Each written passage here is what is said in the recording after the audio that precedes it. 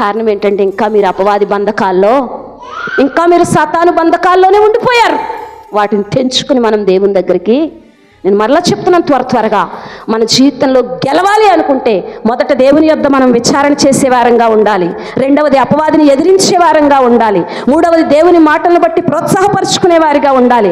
నాలుగవది దేవుని బట్టి, దైవజనుని బట్టి ధైర్యంగా ముందుకెళ్లే వారంగా ఉండాలి. ఐదవది దేవుని వాగ్దానాలను జ్ఞాపకం చేసుకుంటూ జ్ఞానం కలిగిన వారమై యుద్ధాన్ని చేయాలి. ఆరవది స్తుతియాగం చేయాలి. ఏడవది దేవుని వాక్య ప్రకారం మనం జీవించాలి. అలా చేయగలిగినప్పుడు మన ముందు యొర్దానైనా, ఎర్ర సముద్రమైనా, ఎరుకో అయినా ఒకటే. ఇప్పుడు వీళ్ళ పరిస్థితి ఎలా ఉందో చెప్పనా?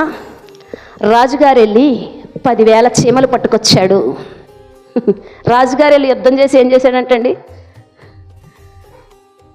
నవ్వచ్చు కదా, దేవునికి స్తోత్రం. రాజుగారు చీమలు పట్టుకురావడం ఏంటండి?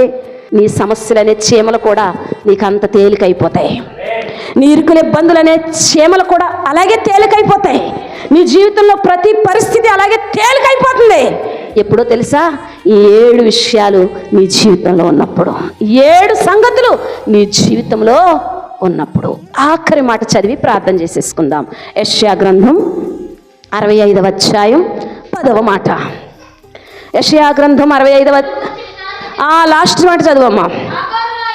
ఆఖరు లోయ పశువులు పరుండు స్థలముగా ఉండును. చప్పట్లు కొట్టండి ఒకసారి గట్టిగా. హల్లెలూయా.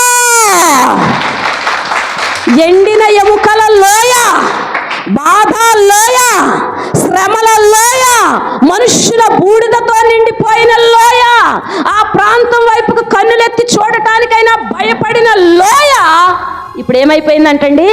పశువులు పరుండు మేత స్థలముగా.